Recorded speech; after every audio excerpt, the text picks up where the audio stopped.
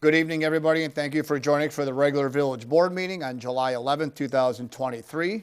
Please join me for the Pledge of Allegiance. Pledge allegiance to the flag of the United States of America and to the republic for which it stands, one nation, under God, indivisible, with liberty and justice for all.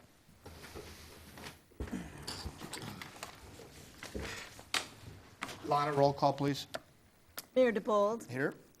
Trustees Amos. Here. Brockman. Here. Carroll. Here. Chapman.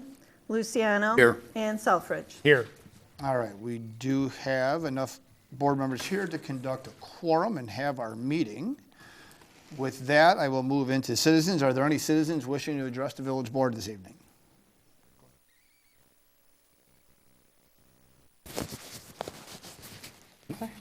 Hi, good evening. My name is Dina Knabel. And I'm Tom Knabel.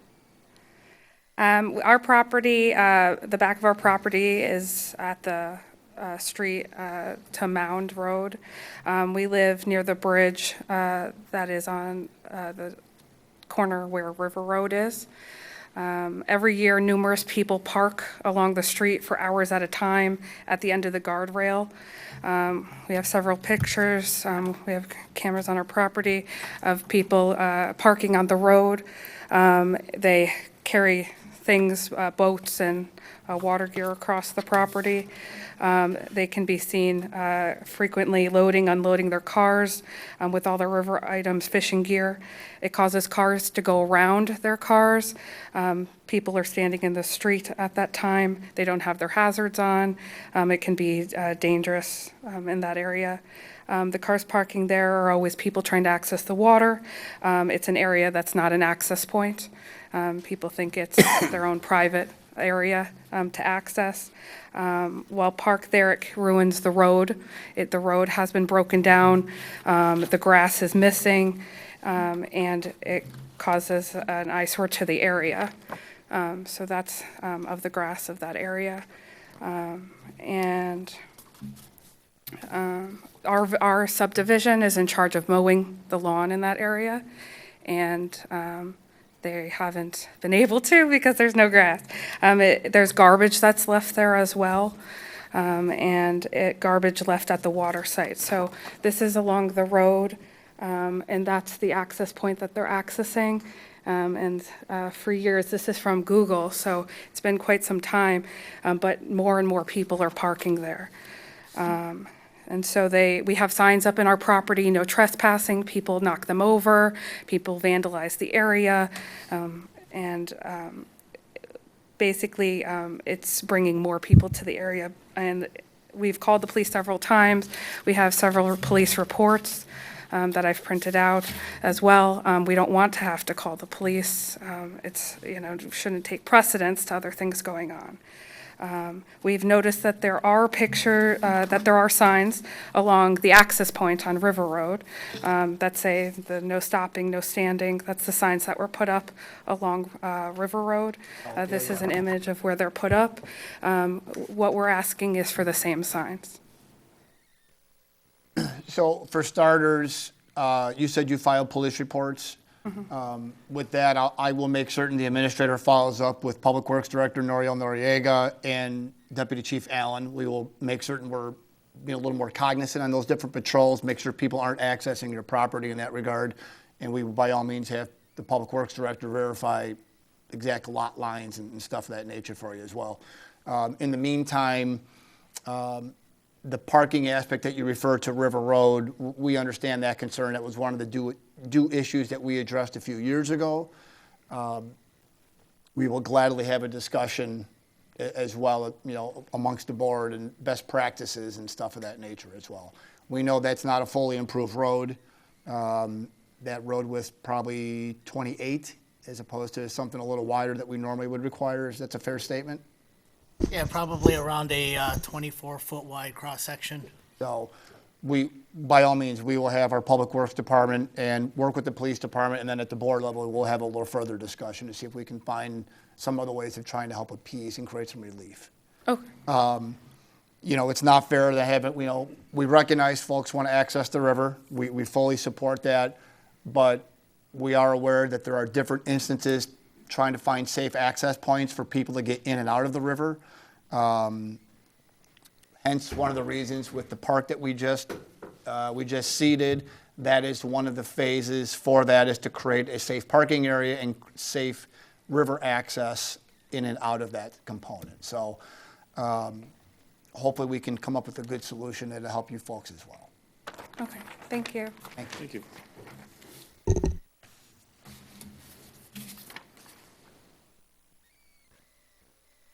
Yes, sir.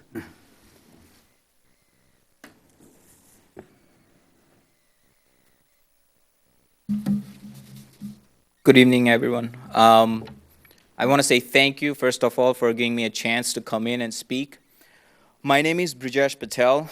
I live literally 30 seconds from here. I am a part of a community member. I'm here, this is an unusual conversation, but I'm here to say thank you to each and every one of you for including us into the community, as well as the staff member that you have at the village. I am the owner and the ownership group of La Quinta and the Pizza Ranch. My uncle Govind Patel, he does not speak English well. So I want to say thank you for everyone accommodating him when he couldn't speak, still trying to work with him, including him into every single conversation, making it easier for somebody who has that hurdle.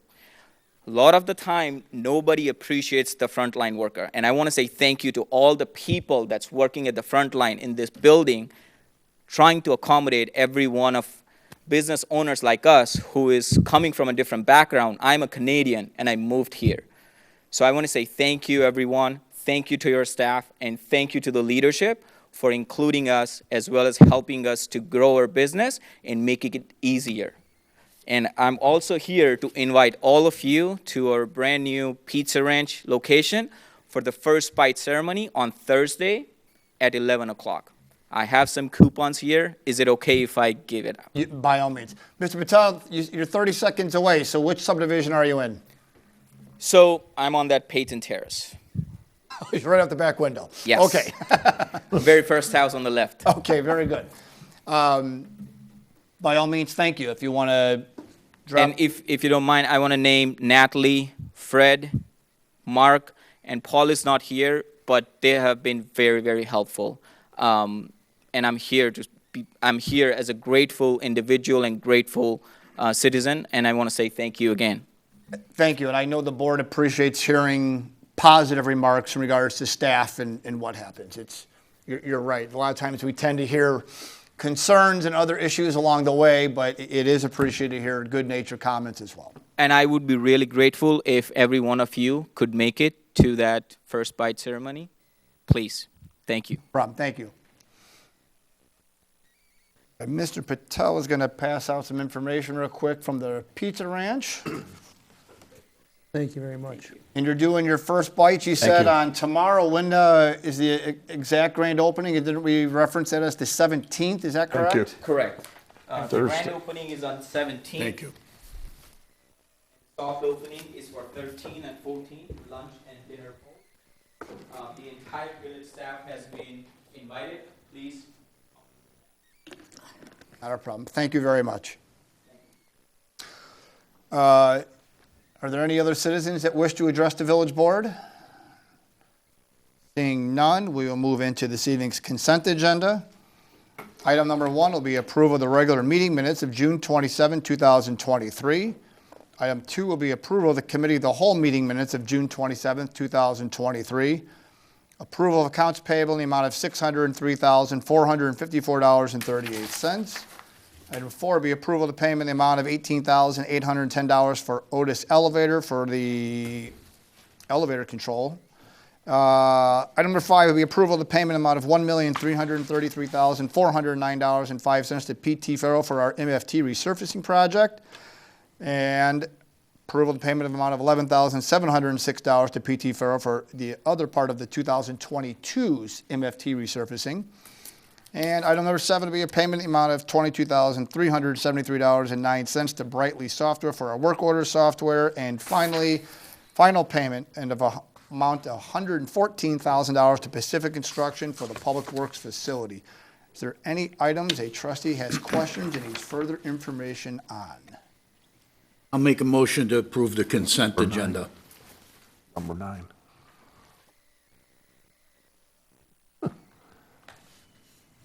No, It's number 8. mine's 9. Wrong one. And can you confirm on, I don't We have a need. have an item number 9 referencing approved payroll transaction amount of $342,566.47. Trustee Carroll shows that on his agenda. I don't have the printed Have it one here as to too. what was. I have it here too. All right, Trustee Amos, was the agenda modified there? There's a version that goes only in the trustee packet that has the advice of the payroll transactions that are not required to be approved. So it is my guess that that is why number 8 is skipped on the posted version of the agenda. Okay, so So- that's not a bill to be paid? Correct. Okay, Correct. It's just number an 8? advice memo. no, there's Number 8. No, number 9. No, I got a number 9. On some of the versions, item 8 is skipped. Yes. And it goes right from the software at number 7 Yes. to the Pacific Construction at number 9. That's how, yeah, that's the version that I have on my document. So that's number 8. And 8 is Correct. All right, so Trustee Luciano made a motion to approve as read. I'll second. Seconded Trustee Amos. Roll call, please.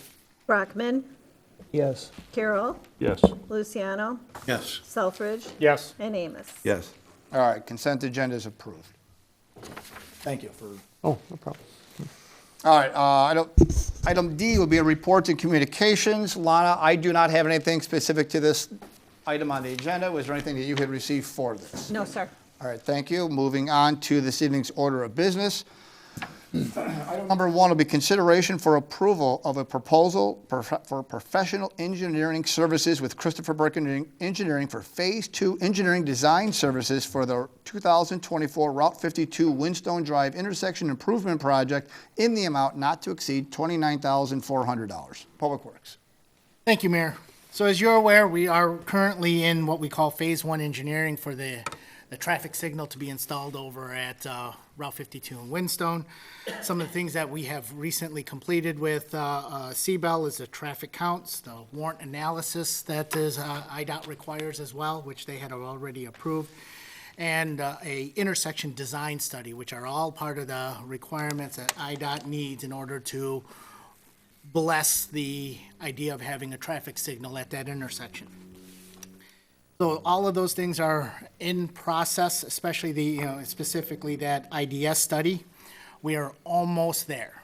There are very little comments. CBEL had actually recommended that with hardly any comments from IDOT, it's safe to proceed with the Phase 2. And I know that this is a topic of the village board. There is a need to be able to put the traffic signal at that intersection. We don't want to slow it down.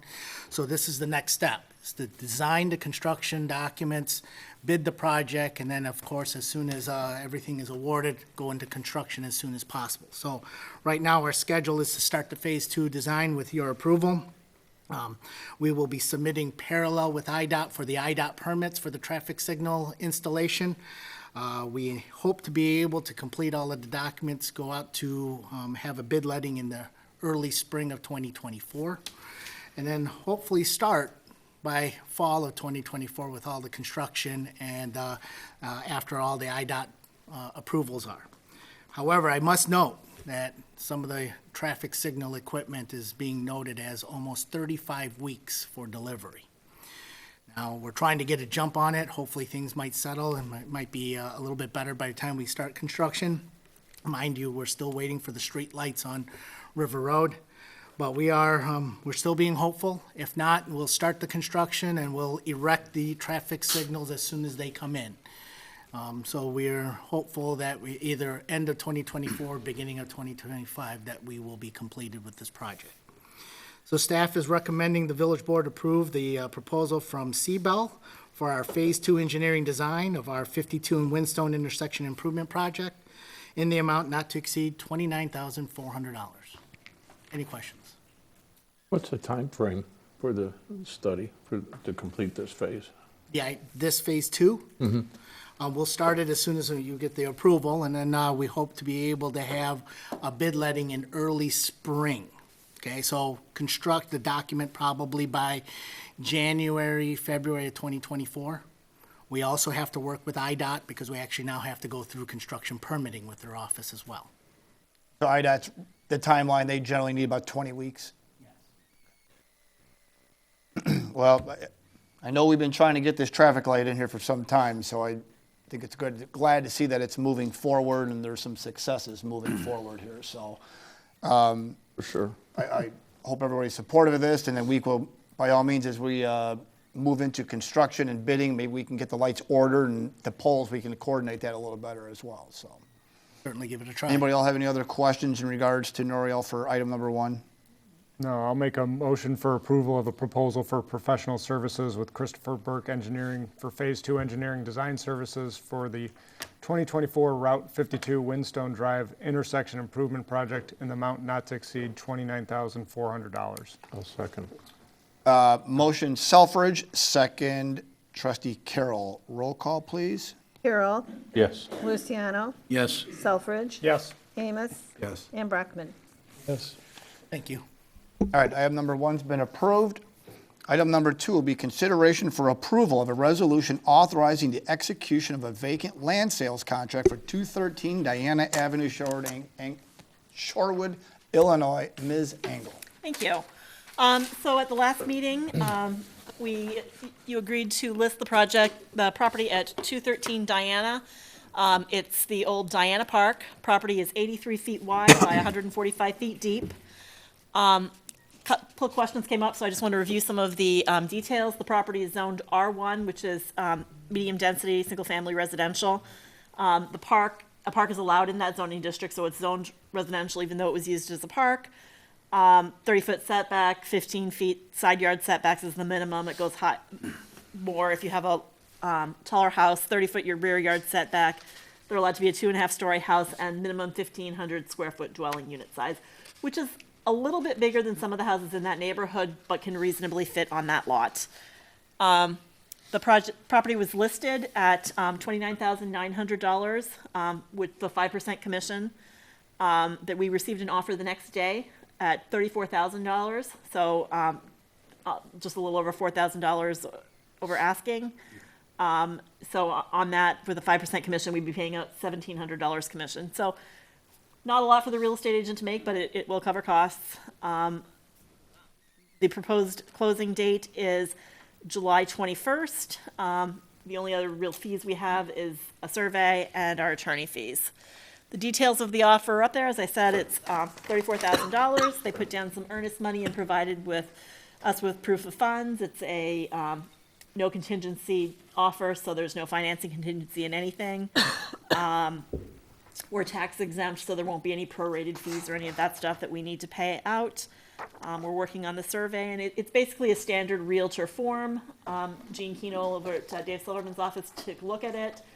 He'll make sure to adjust everything for the proration and all that since we're tax exempt, but he thought the form looked fine. So we have it before you. We're asking that you approve the resolution authorizing the execution of the vacant land sales contract for 213 Diana. Anybody have any questions for Ms. Engel on the land sale? I'll make a motion for approval of a resolution authorizing the execution of a vacant land sales contract for 213 Diana Avenue, Shorewood, Illinois. Second.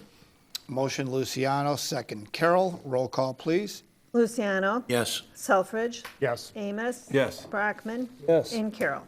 Yes.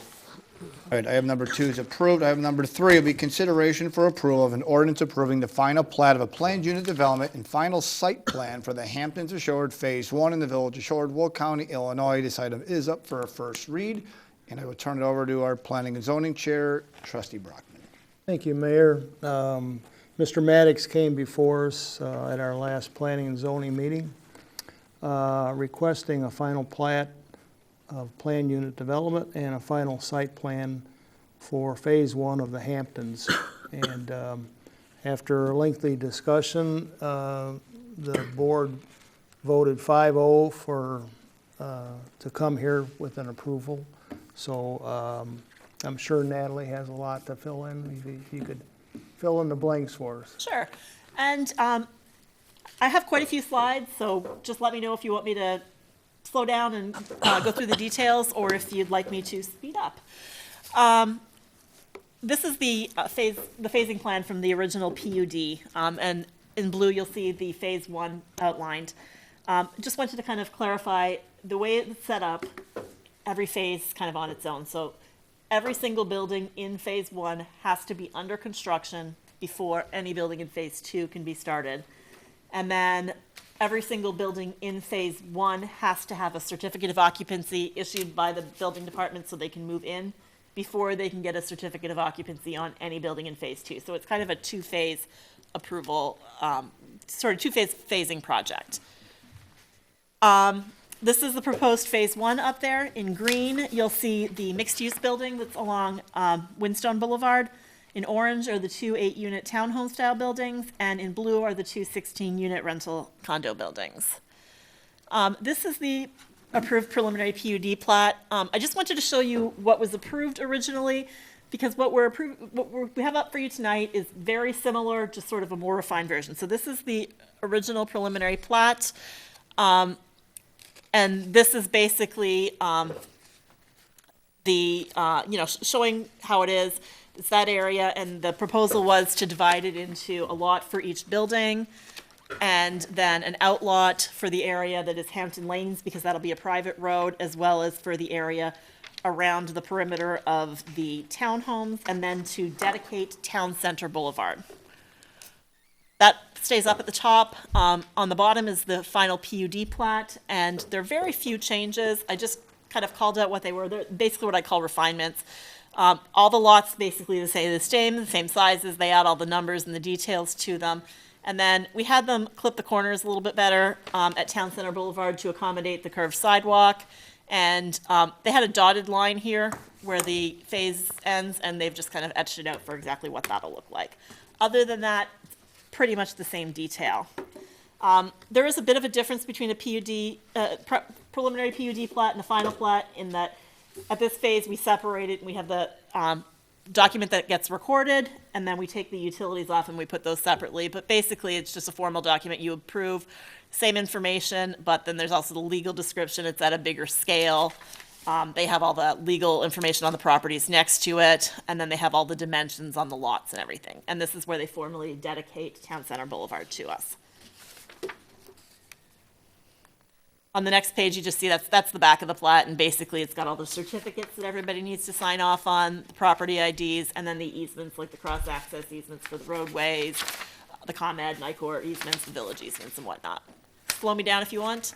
And then we get the detail, we put those details on the specific plan. So in this case, it's a geometric plan we're showing that has all the different dimensions.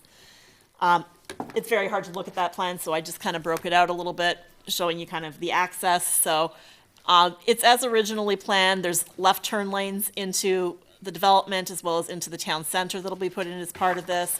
There'll be a one-way in. There'll be a two-direction for going out, one with a left turn lane, one with a right turn lane. There'll be a right in, right out here. And then there are 8-foot asphalt paths along the north side of the street, and then sidewalks along everything else. In the development, basically they've got some wider lanes, some 27-foot lanes, but each of the parking lots has at least a 24-foot drive aisle, in some cases a 26-foot drive aisle, and then Hampton's Lane and Town Center Boulevard are both 30 feet back to back, which is what we agreed on in the preliminary PUD. Hampton's Lane is private, Town Center Boulevard is public. This is the pedestrian access. The red shows where we have the 8-foot asphalt multi-use paths, and then the yellow is the sidewalks that lead to the individual buildings and everything. No changes, just kind of calling out what it is. And at this phase of the plan, they've just gone into more details with the exact width and everything like that. No changes in the buildings. This is the first mixed-use building that's going up. This is 13,500 square foot ground floor retail, as well as 22 units, 11 on each floor above it. There is a chance that there may need to be an ADA unit on the lower level. The architects are looking at that. If that's the case, we'll bring that information back to you. At this point, nothing is changing though. This is just the plan showing where the mixed-use building is. Access is from Town Center Boulevard, so they've kind of set the access back here a little bit, so that way there's room for stacking. There's also access at the corner to go back onto Whinstone if you want to turn right, and there's access at Hampton Lanes for the internal traffic.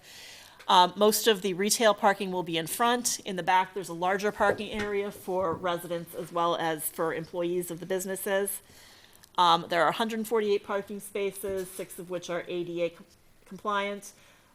Nothing really has changed with the parking lot or anything except for the fact that they did shift the ADA parking space from the corner to the center, so it would be more convenient for the residences. Doubt you want to look at it, but if you need any details, there's the mixed-use building. Tell me to slow down if you'd like. These are the townhome-style buildings. They're the 4 units on the ground floor, 4 units up top. Mr. Maddox is having some conversations about whether traditional townhomes may make more sense there. If he decides to go that way, that will come back to you, but at this point, it's just the 4 on the ground floor, 4 on the top, times 2, because it'll be the same building twice. Here's sort of the details. In this case, they have a building envelope. The building gets built in that, and then the area around that is common area. Each building has individual entrances. There's a single-car garage and what we'd call a single-car driveway, but it's 16 feet wide, so people may try to squeeze 2 cars on there. They have mailboxes in the center, and everything else is common. Lot 3, the first of the buildings, and then Lot 4. 16-unit buildings are next. Again, same plan. 8 ground floor units, 8 top floor units. Everybody's got their own entryway. There are 2. There's this one here, Lot 7, and then Lot 8. I kind of call those out separately because they're configured differently. But basically, we're looking at exterior parking spaces. There are 14 on the north side of the building, 14 on the south side of the building. There are 3 banks of 4 garages. They've got a slightly wider drive aisle than is typically required. They've got 26-foot drive aisles. And then they also have the ability to share some of these 21 parking spaces with Lot 8. Moving on. So this is, actually this is still Lot 7. So this is the preliminary plan of Lot 7 and the final plan of Lot 7. Basically, they've just gotten more detailed with the dimensions and everything. It hasn't shifted or anything. Everything is basically in the same location, same size. Second building is Lot 8. This one has 21 parking spaces on one side, 15 parking spaces on the other. The parking spaces, actually, I should have mentioned, are deeper than required. We require 9 by 18. They're 9 by 20, and in most cases, they're on a wider drive aisle. So that's pretty generous in terms of size. They've got 5-foot sidewalks along everything. In this case, there's 1 bank of garages. I don't think the garages are necessarily tied to the building. I think people can rent from either garage depending on how that works. And they have, each of the building has an ADA accessible handicap parking space on either side. This also kind of illustrates where the phase 1 ends. So there will be a dead end at the end of Hampton's Lane. Well, not really a dead end. It'll come into the drive aisle, and then there will be a dead end at the end of Town Center Boulevard until phase 2 starts. And then just the comparison of the 2 plans. They're basically the same, just more detailed. They've worked at the details. Utility plan, there's the top plan is the preliminary plan. The bottom plan is the final plan. They look very similar. The difference really is at this point, the engineers have figured out exactly where each sewer line, water line is going to fit, what it's going to be angled, and all that fun stuff.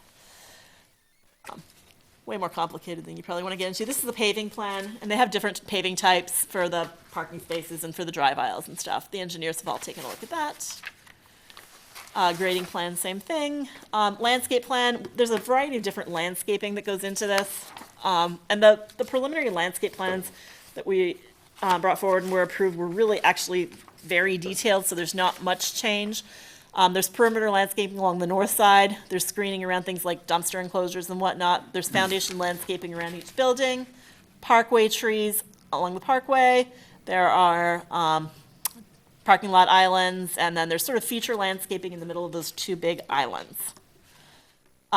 just kind of calling out, the entry islands haven't changed at all. The only thing that's different is in the preliminary plan, they showed us what type of trees they are.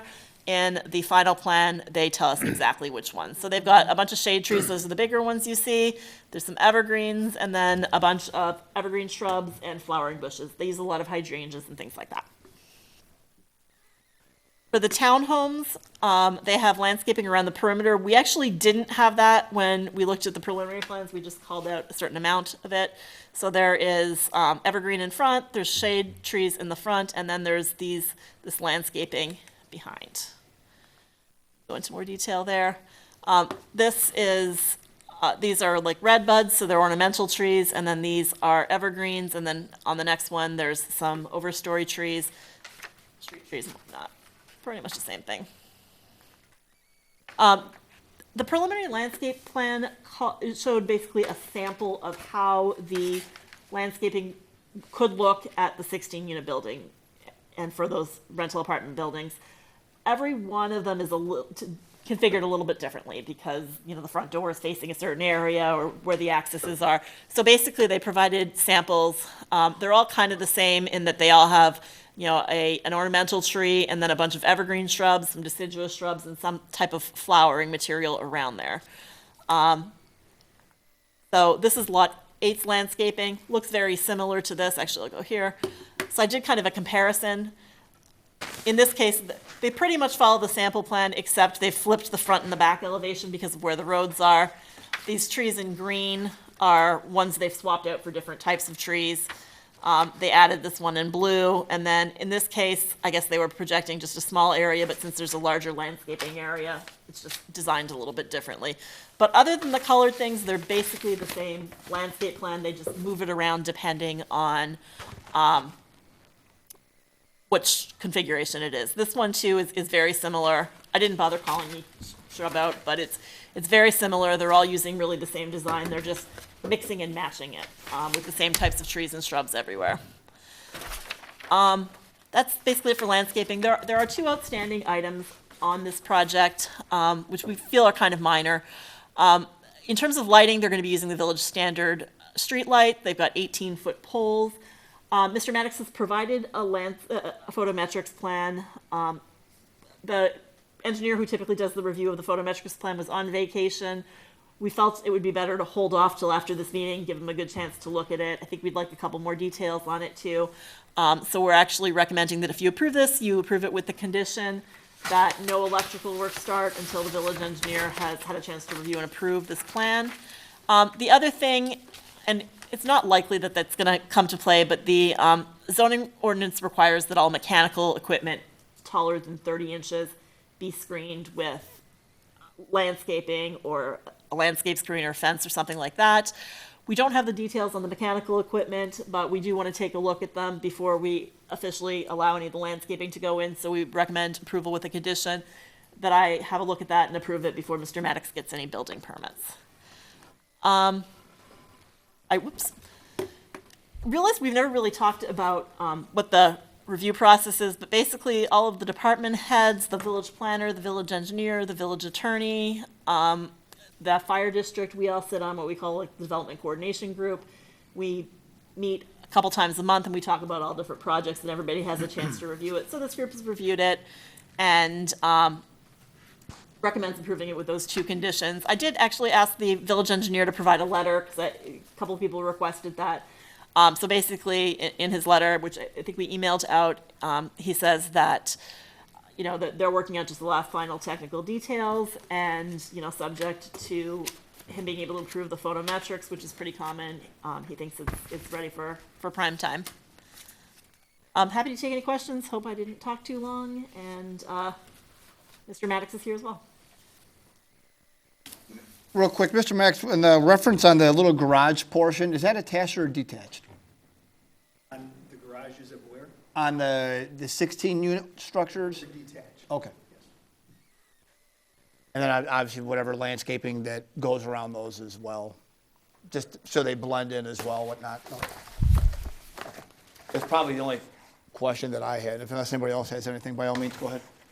I have a couple questions. I saw on one of the things it mentioned the garbage enclosure would have an enclosure, but on the plans we had, it just said pad. So will all the dumpsters have like PVC fencing around it? So we actually approved the specific dumpster enclosure that's allowed for this project as part of the preliminary PUD plan, Okay. and it was the solid PVC white fence.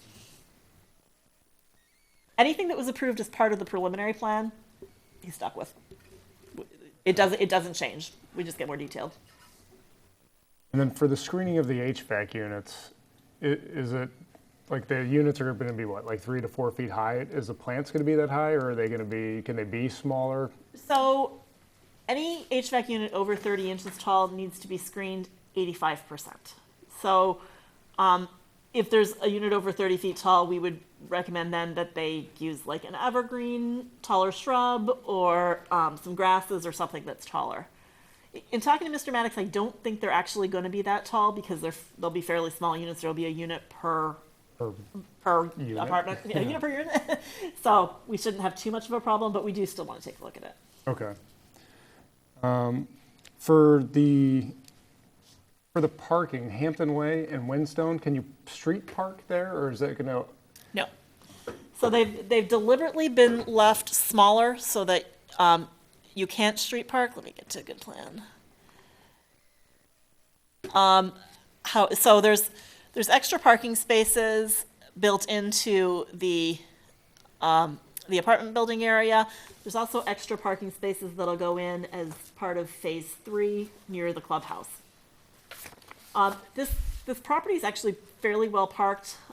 They make it a 2 parking space per dwelling unit ratio, which is very high for apartments. So we're pretty confident that they're going to be okay. But we had that conversation about whether we want wider roads or whether we want narrow roads, so it's obvious that people can't park on them. And So it'll have signs that say no parking or anything like that? Okay.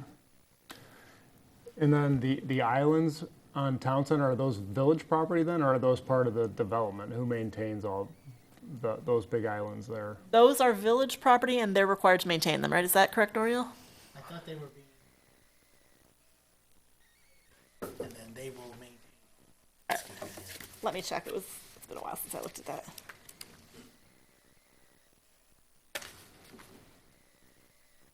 Mr. Maddox, do you know? It's very small. Yes, they're to be maintained. They're outlets. Sorry, I Okay. didn't describe that properly. Development. They're outlets. Very And I'm right, there's no parking on the streets, right? Right, okay, Through the PUD, I'm not right. sure. I'm just making sure, but yeah. Yeah, sorry, I didn't describe that properly. No, you're fine. And then, do you know, for the Windstone turn lanes, will that be, I guess, is there any timing? Does that need to be first to allow better flow into the development, or can that be done at any time? Like the left-hand turn lanes into Town Center, the left-hand turn lane into, you know what I'm saying, on Sure. Windstone there? I don't think we have any trigger other than occupancy, but I mean, that's a good idea. Before we have a lot of traffic, it would be good to put that in. Was that your intention? Yes, That is part of the mass grading project, yeah, well, it'll be part of the curbing and the road part. so when the roads go in, they all go in. So Sure. turn lane or road, it doesn't matter. One thing I should have mentioned too, we do have the refuge in the middle of the landscape islands as well as in that island too. So it'll make it easier for people to cross. If you've got a baby stroller, you're juggling, you can stop in the middle, pause, let a car go by, and then keep going. You know, at the planning and zoning meeting, there was a resident that was worried about truck construction traffic, and that's where I was thinking, you know, if the trucks are backed up, Windstone is wider. So if you had that left turn lane there to get into the neighborhood, a truck could be there and you could still get by it if they are piled up there. That's the only reason I asked for timing, and I don't know if you can change it, like, that's something to consider. I think it would accommodate a lot of the people in this neighborhood that are worried about it.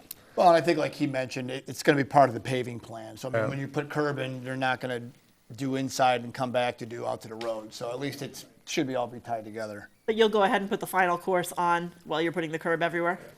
Well, binder, I mean, that would be standard construction Right, practice. but I'm sure when they're doing binder throughout the subdivision, I'm sure you'll put final course on the turn lanes as well, right? You won't leave them binder course in the middle of Windstone. Follow your question, but when the roads go in, roads will be cut, there'll be stone, gravel, compacted, and then binder course that goes on.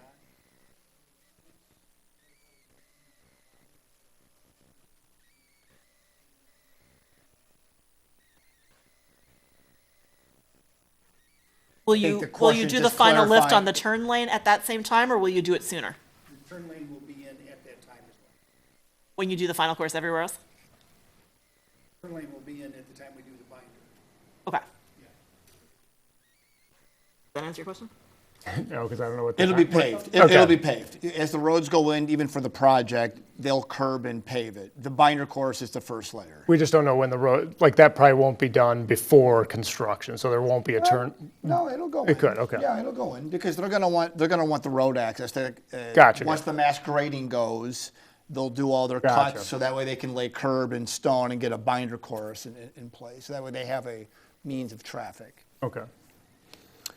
And then I just wanted to clarify the planning requirements, because I think this has been a question that's come up too. So the standards are, a 2.5-inch caliber shade tree, a 6-foot evergreen tree. That's the size at planting. Correct. So and once the landscape design is formally approved and adopted, so if a tree dies in an area, it needs to be replaced with that minimum standard. Yes. Okay. What we do is when we go out and we do the landscape inspection, it's usually really soon after the landscaping's been put in. So we always schedule out an inspection 10 months down the road because there's a required 1-year guarantee on each tree. So, the first season's always the hardest. So if there's any trees that die in that 1 year, we give Mr. Maddox enough time to go and get the nursery to replace it while he's still under his guarantee. So But then what about 3 years down the road? that's more of a code enforcement type thing Okay, where we notice yep. it, but we do deliberately schedule that first year's inspection. Okay. Here's the $1 million question everybody asks. I didn't mean to interrupt. If you had anything else, Scott. The only other thing, because I looking at the property in Joliet, like the gas meters and all that stuff on the building, is there any way to screen that? I know I saw some people built something. I don't know if you could do arborvitaes. That's a very interesting scenario. Built in this area, and other areas for the last 40 years. Never had the gas company exactly how they want to be. Ridiculous way that we have.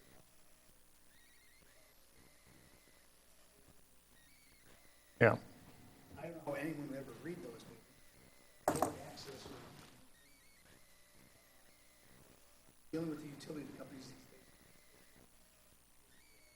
Brain drain from a lot of people don't know really quite what's, So we were required to put those meters. Yeah. So the only alternative we had is we built a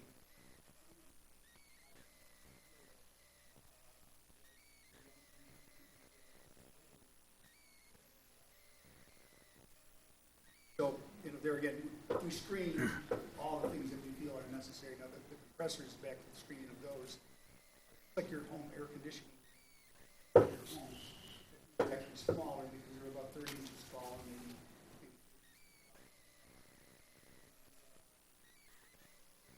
buildings are very architectural, so we have a lot of flat dimension building. It's got a lot of ins and outs. With that, our compressing units go in.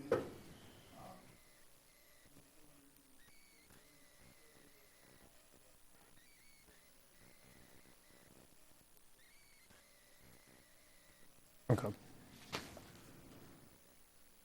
I think my only other question, because I think you mentioned the photoelectric plan. Well, this is scheduled for a second read at the next meeting. Would we have some of that, even a preliminary one, ahead of that? It's hard to say. So looking at the photometrics plan, I think that the photometrics plan only shows the 18-foot tall lights and doesn't show any of the building lighting. So I think it's going to need 2 reviews. I would suspect it won't be ready in 2 weeks.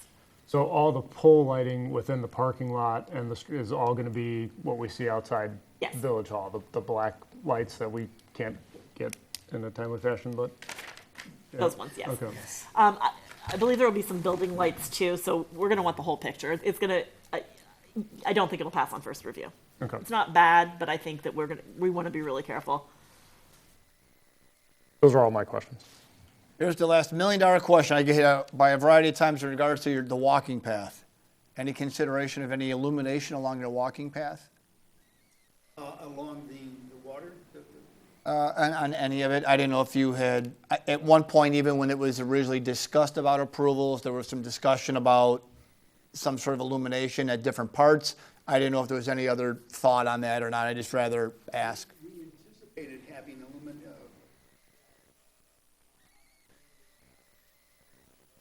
Okay. that would be the only area that we would do those. Okay. Fair. The north side of that water, or that path, is the water, which is not illuminated, so that regard to the photometric plan for the buildings, these buildings have the typical street light of the all of Shorewood. Where these are built currently, like, don't illuminate the parking lot.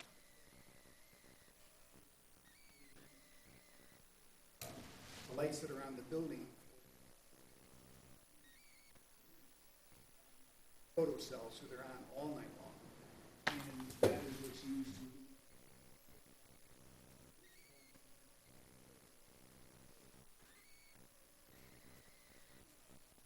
In addition to the normal lighting. At the end of the day, we will more than satisfy, I think, anyone's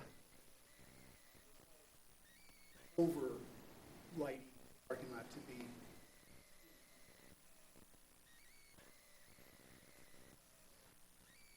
If I'm driving on Windstone, going towards 52, and I want to go into the Hamptons project, to make a left turn in, there's 2 streets I can turn on. Am I allowed to go to either street? No, you'd go to the South Street, I believe. Well, I mean, is there, if I'm coming in, I can't see what the street name is here. Yeah, I think, let me But I get- know this is Town Center Boulevard. So do I have a choice from this left-hand turn lane to turn into the Hampton lane? Or, No, there's an island, so you'll have to go to Town Center Boulevard and turn left with the left turn lane. Where he's pointing at is I can't, I'm not seeing an Southern. island. Those are one-ways. This isn't two-way? It's 2 lanes, but it's one left turn lane and one that you can go straight on Town Center or turn right on. So it's Winston. only one way going out? Yes, So I can't turn in here? no, no. I have to go to the farther one and turn? That's right. Yeah, it's a big island. And what about If if you're I'm heading going south. into, well, If you're heading south towards I'm 52. heading towards 52. Correct. So if I'm coming in and want to go to the town center, to the village hall, I make a left-hand turn and go into town center to circle. That's right. But the islands prevents, they're going to go beyond the island to make a left turn? They're going to go beyond the island to make a left turn. It's actually, will be directly across from Town Center. Town Center is actually a wider intersection. So, right now, Does your paving plan show it? yes.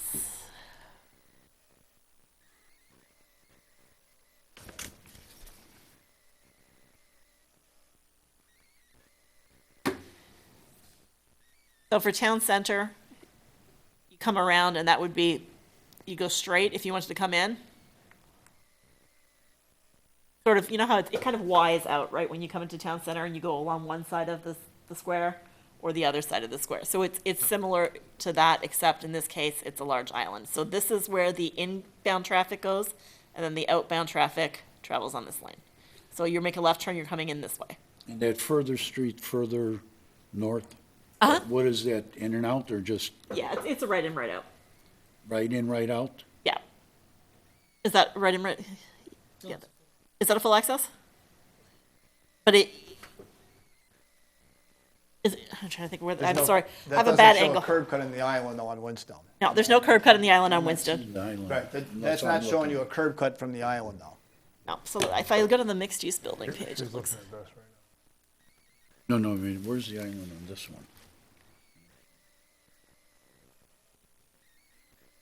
Those 2 islands. all right, so you can see on this one a little bit better. The island cross, this here that I'm pointing to, there's an island there. So because there's an island there, you're forced to turn right. So that's only right, and that's, you can come in there and out. Yes, so you can, if you were going northbound, you could turn right to go in, or you could turn right to leave. But that's really a secondary access point. For the most part, it will only be used by the people going home to town center.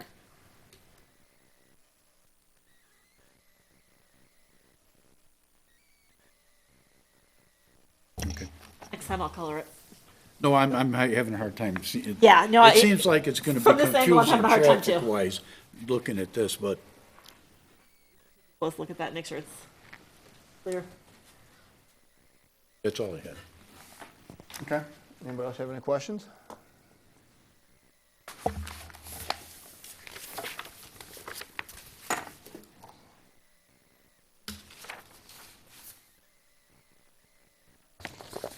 Okay. Move on. All right. If there's no motion to move it, we'll leave it as a first read then, and we will move on to item number 4. Item number 4 is a consideration for approval of the purchase of a 2023 Ford Interceptor SUV from Morrow Brothers Ford in the amount of $48,760. DC Allen. Thank you, Mayor. This is far less interesting than Hamptons. Just looking to purchase a squad car. This is one of 2 that's been approved this fiscal year. They've been hard to track down. As you can imagine, we're still in a rut somewhat in the automotive industry. So we found a squad car at Morrow Brothers. We've been buying from Durazio. They couldn't find this EcoBoost engine motor that we were looking for. They've been buying. They're good performers, far more fuel efficient than a standard motor that some of our old cars have. So they found one for us. It's fair government pricing, and we're looking for approval to purchase it. It's Anybody have replacing any- an existing supervisor squad car. Anybody have any questions about buying a police car? I'll make the motion to approve purchase of a 2023 Ford Interceptor SUV for Morrow Brothers Ford in the amount of $48,760 even. Second. Motion Amos, second Carroll. Roll call, please. Selfridge, Yes. Amos, Yes. Brockman, Yes. Carroll, Yes. and Luciano. All right, item number 4 has been approved. With that, we move into our department reports. Building, Thank you, Mayor. I have no report. no problem. Community development, I gave you a big report last time. I'll just add, in addition to Pizza Ranch, the La Michoacana is now open. They have their soft opening. They'll open in about a week, officially to the public. good. Finance, No report, thank you. parks will pop out in a minute. Anything else from the police side? No report, Mayor. Public Works, I just want to let and remind everyone, we did close Shorewood Park for a lot of our construction efforts there with the new baskets, repairing a lot of the bridges. We did do a lot of tree removal that's ongoing. We're hoping for all the work to be completed within about a week. A little bit of the rains may slow us down, but we're trying. okay. Very good. Parks, Posting any signs there to let the people that go know that it's gonna be closed for what period of time? Or is it just closed? On our social media, it's been posted for 1 week. I think it's on our website as well. Everything about it, that we do have type 3 barricades indicating that the park is closed for construction. Thank you. Katie? Good evening. We'd like to thank everyone who attended the Boat Regatta Bash on Saturday. We'd also like to thank the Troy Fire Department Protection District and our Public Works Department for all of their help putting on that event with our boat races. Party in the Park and the Utterson Market will continue through the rest of July. Our family campout will be held August 18th and the 19th, and registration is now open for that. And we are also excited to announce that we are going to be having adult soccer and flag football league starting this fall. Registration is now open for those as well as for our youth football league. Thank you. Perfect, thank you. And real quick, Katie, to you guys and staff, the revamped cardboard boat regatta last Saturday was I feel, a very huge success for everybody. So I heard a lot of good feedback already. Administrator. No report. All right, with that, move over to trustee comments. Trustee Amos? Nothing, thank you. Trustee Brockman? Thank you, Mayor. Our next planning and zoning will be August 2nd. No agenda yet. And just wanted to make a comment on the park. I don't know who had the green thumb. Noriel, if you want to take credit That park is absolutely beautiful, the new park, with the rains we've had and the grass is up. It looks fabulous, so if you want to take credit, I mean, that, I really can't take credit. So, again, everyone that put together this idea of trying to build a park there and then the grading plan, we were very lucky. We were in a drought with fighting dust control for the project itself, and then after everything was planted, it just rained. yeah, The 'cause that was timing planted just perfect. right in the dust. I mean, there was nothing there, and boy, oh boy, you ought to, I mean, Coming up nicely. if you haven't driven by there, but get by there, boy, is that beautiful, so. That's it for my report, thank you. No problem. Trustee Carroll? Nothing. Trustee Luciano? The only thing I have is the Citizens Advisory Committee will meet again in September. And as always, if anyone's interested in becoming involved with us, they can contact myself or any of the members through the village website. Very good. Trustee Selfridge? None. Good. With that, I'm going to ask for a motion to go into executive session to discuss personnel, consider employment compensation, discipline, performance, or dismissal of specific employees. We will take no action after that, and we will adjourn from executive session. So moved. Motion Selfridge, I'll second. seconded Amos. Roll call to go into executive, please. Amos, Yes. Brockman, Yes. Carroll, Yes. Luciano, Yes. and Selfridge. Yes. All right, we are in executive. We will go to the back conference room.